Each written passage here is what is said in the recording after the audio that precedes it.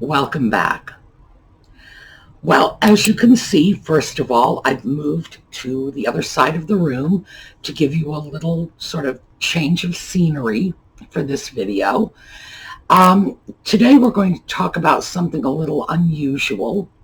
I brought you along on my adventures in landscaping, and it's part of the whole, schoolhouse tree fell on roof, etc. The yard had to be redone. It had to be leveled out. There was a crater where a tree used to be. There was mess where roof bits had fallen into the yard, etc., etc. So the yard had to be re-landscaped.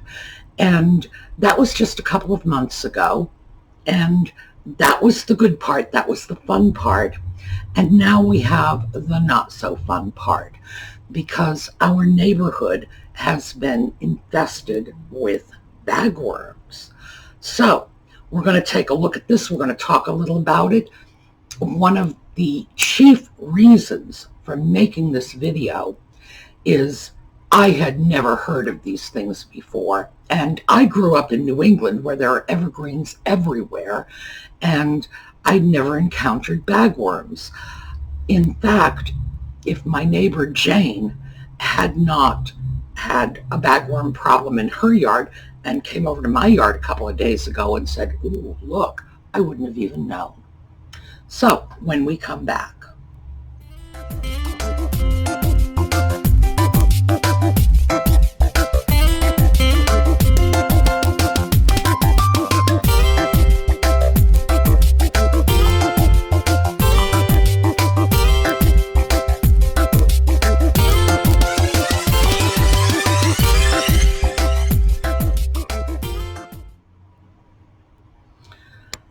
Okay, so what's a bagworm? Well, for me, the short answer is I really don't know. This is my first exposure to bagworms, so all I can say with any degree of certainty is, boy, are they ever damaging, and I know what their cocoons look like. So that's what we're going to take a look at today, because right now in the fall, this is when you find these cocoons. And I've been informed that they come out not every year, but on a cycle, like cicadas and I don't know, locusts, I guess. So it's not every year, but I don't know what their cycle is. I don't know if it's like a 3-year cycle or a 7-year cycle or what. I'm still learning about these things. And unfortunately, I'm learning the hard way. So let's start off with how I found out about this. My neighbor Jane was over, and, we'd had the landscaping done. So I've got a nice blank canvas, and Jane has a very pretty garden. So I said, come on over, Jane, and let's talk about, what I'm going to plant now that we've sort of torn everything out and, we've got planting beds. Let's talk about what we're going to stick in the beds and. And she came over and saw my evergreen trees. Now, the 3 evergreen trees in front of my schoolhouse were all gifts from Jane. They started out like this big. They were tiny little seedlings that her evergreens had thrown off, and they sort of showed up in inappropriate spots in her yard. And she said, "You want some trees?" And I said, "Yeah, I do." And that's how they ended up in my yard. So Jane came over, and we were looking at the evergreens, and she pointed to that and said, "Look at this. You've got these bagworms too." First I ever heard of them. Well, bagworms are some sort of highly destructive worm-like creature that winters over in cocoons that dangle from your evergreen trees. They rather look like little pine cones because the worms make their cocoons out of the needles from the tree. So it's sort of like they look like they're supposed to be there. That's not why I didn't notice them, by the way. I didn't notice them because they simply were not there 2 months ago. So they're dangled down like little Christmas ornaments. So this was 3 days ago. I found out about the bagworms. So 2 days ago, I was out there on a ladder getting rid of all these nasty little cocoons, and I will tell you about that in a minute. So I didn't have any cocoons in my own yard to show you because I got rid of them immediately, eek eek. But I went over to Jane's because she's got the same problem in her yard. So let's take a look at some film of Jane's evergreen trees. Well, here we are at my friend Jane's house. That's Jane's house. And this is her blue spruce that we are taking a look at today.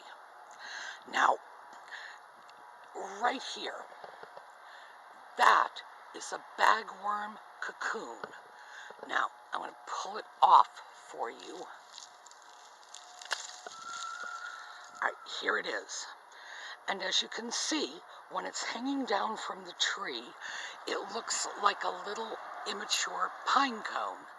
It is not. It is a sack full of very, very destructive bugs. So, right here, I've got a bag, and I'm going to just toss that in the bag because we don't want to leave it on the tree. But here, take a look at this. Can you see the pine needles falling off these branches? And see the interior of the tree, the way it's all sort of naked, and you can tell the tree is in trouble. The branches are flexible.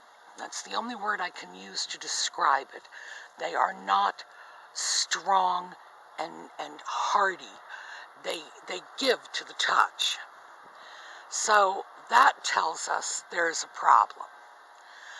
Now, we're going to go take a look at another tree. She has a tree, and it's right over here.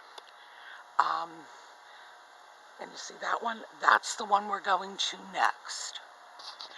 As we come up on this tree, you can see the bare spots in the lower section, right in here. And you'll see more of that when we get closer. All right, here we go. That's the top tree going down, and you can see this tree is in some trouble. So, let's take a look.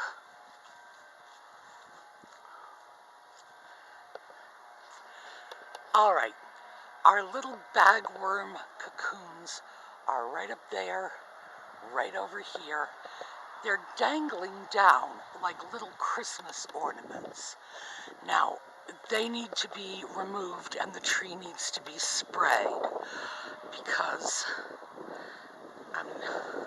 look at this. This is just, bagworms can destroy a tree, even a tree of this size, which has got to be a good 8 or 10 feet tall. It can be destroyed by bagworms in as little as a couple of months. As you can see, these little bagworm cocoons are affixed to the branch of the tree, and they're woven with the needles from the pine tree. So, like I said, they look like they belong there because, in fact, they're made up of tree bits. Well, from what I understand, is little critters get in there and they lay their little eggs in these cocoons, and then when they come out, they feed on your tree. Well, apparently they feed on your tree, when they're making their cocoons as well. And again, I'll show you that in a little bit when I show you what kind of damage they did to my tree. So what you are supposed to do with them is get rid of the cocoons. And there are a couple of ways to do this. You get them off. They say cut them off, and I would say that's probably a good idea. I pulled mine off by hand, and believe me, they were stuck. I had to really yank. But I was up on a ladder, and the idea of, two hands doing this, no, I was a little uncomfortable with that. So one hand on the ladder, the other hand yanking. And then you are supposed to either dump them in a bucket of soapy water and let them sit there for a while because you want to kill these things, or you put them in a bag, seal it off, and throw it in the trash. And that's what I did. I was not going to be climbing ladders with buckets of soapy water. That was sort of beyond my physical capabilities. I'm not 18 anymore. And frankly, even when I was 18, I wasn't like one of those little monkey people that could climb up trees easily. It was never my thing. So I yank off the cocoons, and I am going to spray. Now, you spray in May when these little eggs hatch out of the cocoons because they are vulnerable at the larval stage.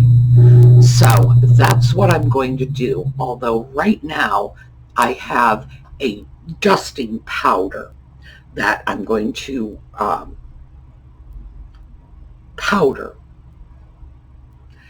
I don't even know how I'm going to do that. I'll have to read the instructions on the little powder box. Given the fact that the tree, my tree that is affected, is about 8 feet tall, it's not like I can get on top of it and sprinkle it down. So I'm going to have to work this out. I don't have a firm plan yet. As you can see, this is a work in progress. I am going to powder them now, this time of year, and I'll be doing that in the next couple of days. And then in May, I'm going to spray, and I am going to spray the daylights out of those trees. Now, Jane is not the only one of my neighbors that has been hit with this. As soon as I realized it was in my tree and Jane's trees, I went across the street and spoke with Matt. He's my neighbor directly across the street. And Matt, a few years ago, planted some arborvitae. They're beautiful. He's got 6 of them. I named them because that way it was easier for me to differentiate one from the other. Oh, well, Princess Diana's gained 2 inches this year. Oh, look, Princess Eugenie has gained 6. I actually did name them after the British royal family. They are named after the princesses Anne, Beatrice, Charlotte, Diana, Eugenie, and Fergie, who, although was the Duchess of York, actually was a princess. And I had never noticed that until I started naming them. All in alphabetical order, just A, B, C, D, E, F. How convenient is that? And he had 6 of them.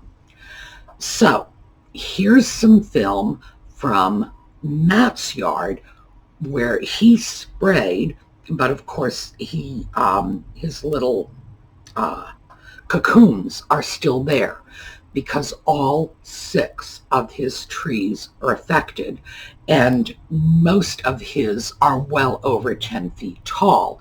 So the idea of plucking the cocoons off is daunting. So let's take a look. We have gone across the street to my neighbor Matt's house, and these are the princesses. When Matt first put these beautiful arborvitaes into his yard, I named them after the royal family. Here we have Anne, Beatrice, Charlotte, Diana, Eugenie, and Fergie. Now,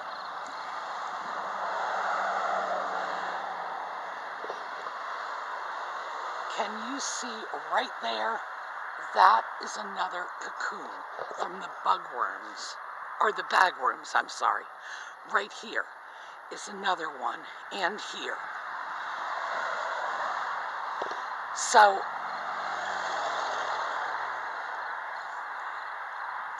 the beautiful princesses, there's a cluster of them right in there. The beautiful princesses were hit too. This is sort of a disaster for our neighborhood in general, but Matt caught it very quickly and sprayed, so his girls are doing well.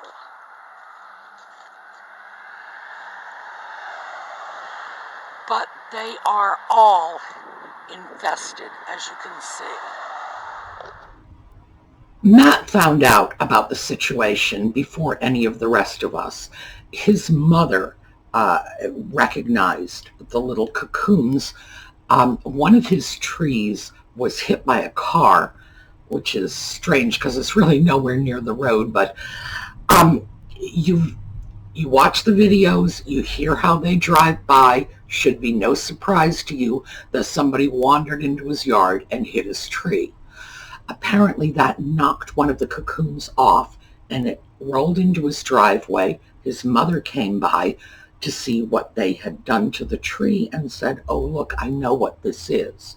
So Matt was aware and he sprayed them out immediately, which is really good because I do love those trees and I'd hate to see anything happen to them. And also, they were very expensive. So he sprayed over the summer and it looks like his cocoons are dead. But I told him what I had read about it, so he's going to be spraying in May when I do my spraying, and which is a good thing. So it's not just the pine trees, it's evergreens in general that these nasty little buggers go after. So let's take a look at my evergreen. This is Martha. So let's take a look at what these bagworms did to my tree here in the space of just 2 months. This is Martha, by the way. That one is Mary. And this little one right here is Lazarus. So, look at that. It's stripped bare, and I'm very worried about its survival.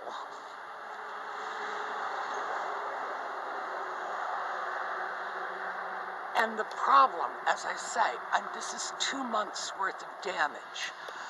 I inspected this tree with my landscaper in August. We are at the beginning of November now, and there was nothing on the tree. Matt's been over since. He said no, it was not there the last time he was looking at the trees, which would have been about 6 weeks ago. So, eek. Now, as a comparison, there's the top of Martha. Let's go look at Mary.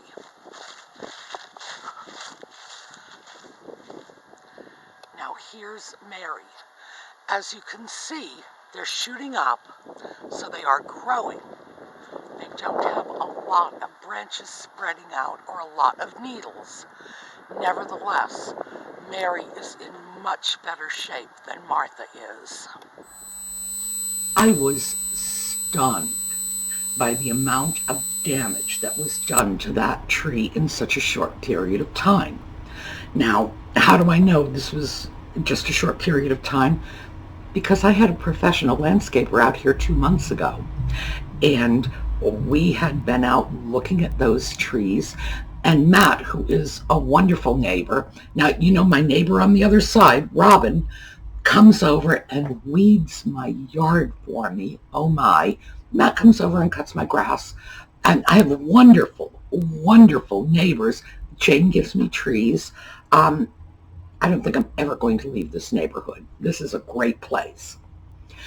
Matt knew that he had an infestation in his trees, and he said absolutely if he had seen anything on that tree, and he would have, because my cocoons were way up at the top where it was bare and they were highly visible, no, he would have noticed. So we know that this was just in the space of a couple of months, and they stripped the needles right off the tree. Now, I'm very worried about the tree. Realistically speaking, I do not believe that the tree's survival is in jeopardy. Now, to be honest with you, when I first saw it, I certainly did believe that. I was just panic-stricken because Mary and Martha, I've raised them from little teeny tiny sprigs, and I certainly didn't want to say, oh, you can come up in my lap. Okay, come on, you can come up. All right, there we go. All right, he's happy now. He's gotten his own way. I don't want to see anything happen to them. And it's not just because, I'd have to have the tree removed, but I'm emotionally attached to them because I've had them since they were tiny babies. Now, there is some good news for me, and that is that poor little Lazarus was not affected. So let's take a look at Lazarus. Now, here is the good news. This is little Lazarus. Now, he was run over by my plumber's truck when he was a tiny little baby. He was flattened out like a cartoon pancake, and I despaired of him surviving. 2 springs in a row, I was ready to dig him up and toss him out. But look at him now. He fought for his life, that darling, and no evidence of bagworms at all. No evidence of damage of any kind. So, that's the good news. Yes, Lazarus got his name because he came back from the dead, and he did it twice. So, and of course, Mary and Martha were Lazarus's sisters, so that's where they got their names from. So there you go. Lazarus, having been hit by a truck, I certainly do not want to see that poor little guy stressed in any way. And it was such a long and emotionally taxing process to get him back into shape. And of course, he's got a beautiful little shape now, and he's got a nice strong leader, and he's doing great. And I don't want him to have bagworms. So I will be spraying everything in my yard come May. The bagworms were only on Martha. Mary was fine. Lazarus was fine. But I was so surprised. I mean, you saw from the film that I would say the top 2 feet of Martha have just virtually been stripped by these nasty little things. And by the way, I'm not even sure what they look like. I know what their cocoons look like, and I know what their larva looks like because I looked that up so that when I spray, I know what I'm spraying to be rid of. But that's a lot of damage for 2 months. Jane's situation is worse. It was probably going on for a longer period because, her trees, and those are the 2 trees that we know of. She has other evergreens in her yard.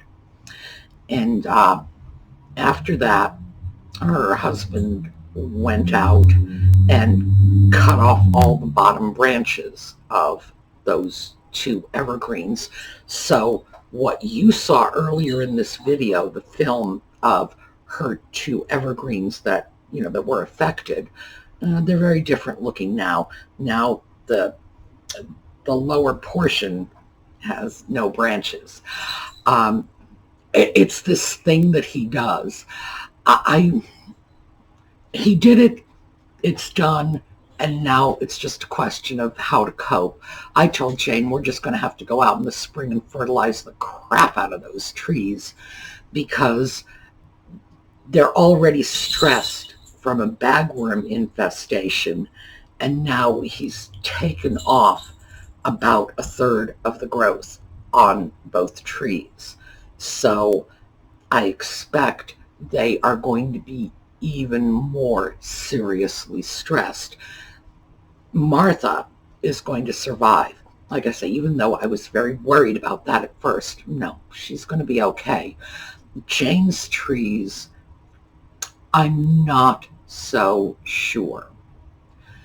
So I went over and took some hardwood cuttings from her trees because if they die, it would be nice if she had something to replace them. And that, by the way, is going to be a project video. I'm going to show you all about how I did that. I have never done this before, but I've done a lot of research on it. So that's, like I said, that's a project video related to this, but not what we're dealing with here. So what's this one all about? Well, I want you to be able to identify those cocoons because I wasn't. And as I say, and I cannot stress this enough, I never would have known they were anything other than a natural formation of the tree. I would have thought they were little pine cones, or that perhaps even they were little, broken off twigs that had turned brown, because they are made of the tree's own needles. The idea that those are cocoons full of bugs that would be capable of stripping 2 feet of my tree in the space of 2 months never would have entered my mind.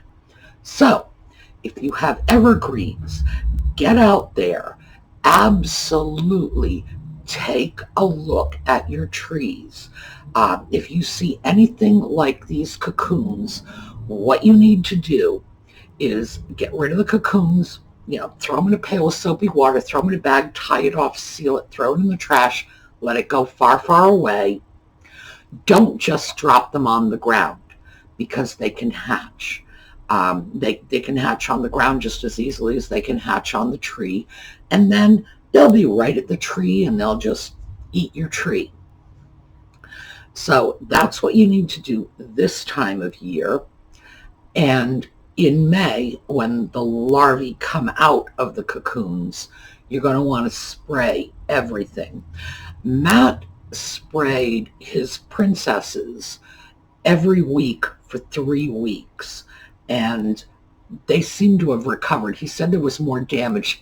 There's, as you can see from the video of his trees, there's no appreciable damage. He said there was more damage 2 months ago when he first noticed the problem, but having sprayed, they recovered. So get rid of the cocoons, then spray. You spray when they are coming out, when the eggs first hatch, they're coming out in the larval stage, and that would be May. It might actually be earlier if you're further south. I'm in Pennsylvania. The May date came from a paper that was written by, I believe, the University of Minnesota. So I may want to start spraying in April here. But I am going to spray. I'm going to go nuts on this. I need to make sure that whatever is going on, that we are dealing with it. Now, going forward in the future, I'm going to have to inspect those trees constantly. The reason why is Jane will deal with the situation. Matt has dealt with his situation. I will deal with mine. But not all of my neighbors are that interested in protecting their trees. We have a lot of evergreens in the area. Some are very close by on properties that I don't even know who owns the properties. Nobody's maintaining them. This is a semi-rural area. So there are a lot of areas that are almost like little patches of woods here. So going forward, our only method of dealing with this is going to be to see if our own trees are affected and then spray when they are. So, given the fact that I had these little heart palpitations when I saw what happened to Martha, I thought I would share this with you all. As I say, it's sort of a sad follow-up on the landscaping, but hopefully Martha will recover just fine, fingers crossed, and hopefully you will take this information, go out, check your own evergreens, and if you see anything like this, act right away, because the amount of damage they are capable of doing in a very short time is really surprising. Okay, so that's our sort of landscape follow-up OG major problem. And hopefully we will have something much more entertaining for you tomorrow. All right, have a great day, everyone. I will see you tomorrow. Take care.